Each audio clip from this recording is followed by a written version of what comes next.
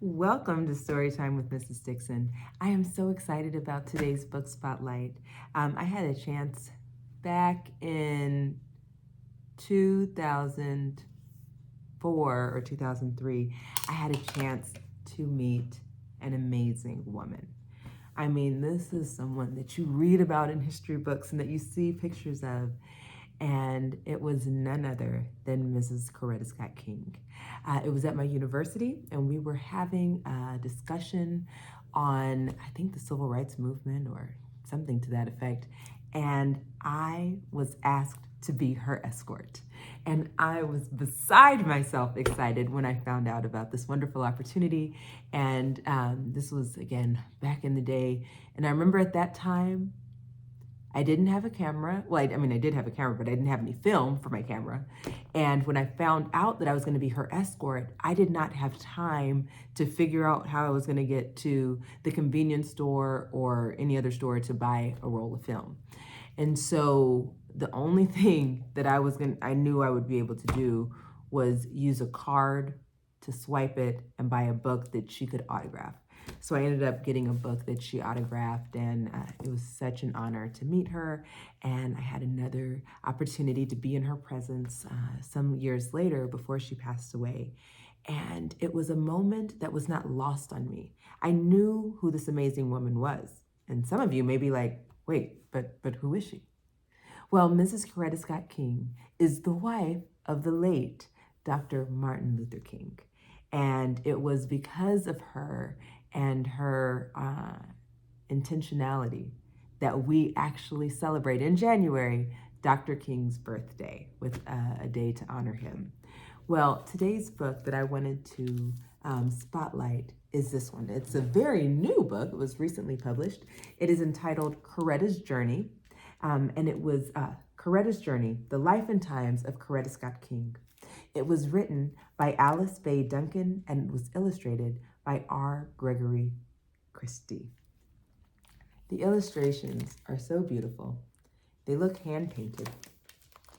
And I'm not going to read the entire book, but I did want to share some of the highlights from this book. So once you open the book up, they do have a table of contents. And in the table of contents, it is actually broken down in years and then in what was going on at that time. So the years all represent like a little poem. And then once you flip to the next section, that's when they give you more details about what was going on at that time.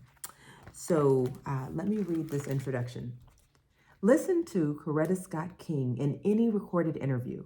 Notice that her speech is lyrical and measured like music. It is for this reason that I wrote her biography as a collection of poetry and prose. I wanted to capture the musical quality of her voice and bearing. The poetry forms in this book include acrostics, free verse, haiku, and tanka poems. Make time to write your own poetry. Use your words to celebrate the people in history who inspire you to pursue freedom and justice for all. So I'm going to get right into 1927. 1927, Alabama soil, a fertile plain of black earth. Coretta was born. The section entitled, This Bitter Earth. The baby child left her planet in the heavens on a streak of light. She spirited past stars and moons to have her blooming in Hyburg, Alabama. It was love that set Coretta's soul in flight and picked her earthbound destination. Love gave her a home in the arms of Bernice and Obadiah Scott. The Scotts gave Coretta two siblings. Big sister Edith was born in 1924, and baby brother Obie Jr. was born in 1930. Could any good thing come from Heiberger?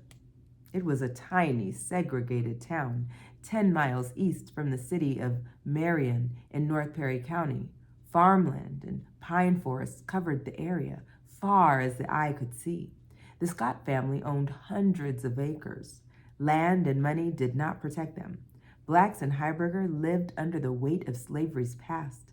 They suffered daily attacks of racial injustice and endured Jim Crow laws that required Black people to enter side doors and sit in the back of buses and trains. Coretta learned a bitter lesson as she grew into girlhood. Racial segregation made Black skin a prison of second-class citizenship. Coretta lived the struggle. White students in Perry County went to school for 9 months a year, while Black students received only 5 months of school.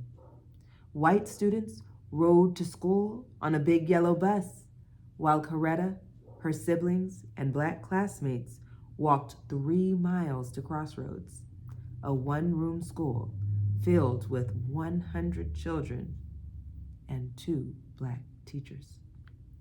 When Crossroads School was in session, small Black feet plodded dirt roads in the heat, rain, and snow. Coretta stepped high. She wanted to read at any cost. However, the chains of segregation rattled her temper. Coretta was not an easygoing girl. She knuckle-punched classmates, cousins, and siblings who disagreed with her opinions. Edith and Obie Jr. would cry that Coretta was mean.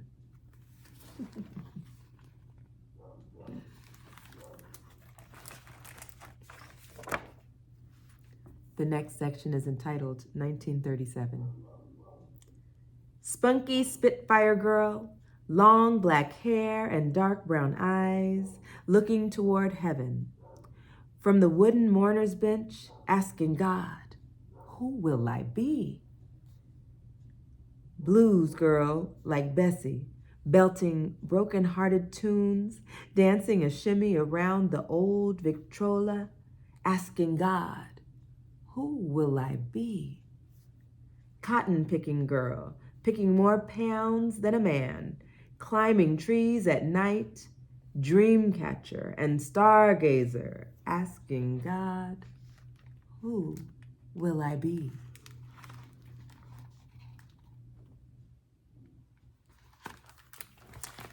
Well, there are so many other sections. We see Alabama Fire before going into 1945 and Jim Crow, Ohio, and then 1951 and What Mama Said, 1955 and The Movement, 1960, Called, 1964, Freedom Road, 1966, Down by the Riverside, 1968, Life After Death,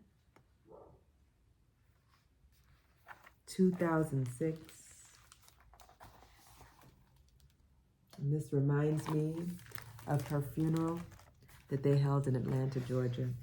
I remember attending that funeral in 2006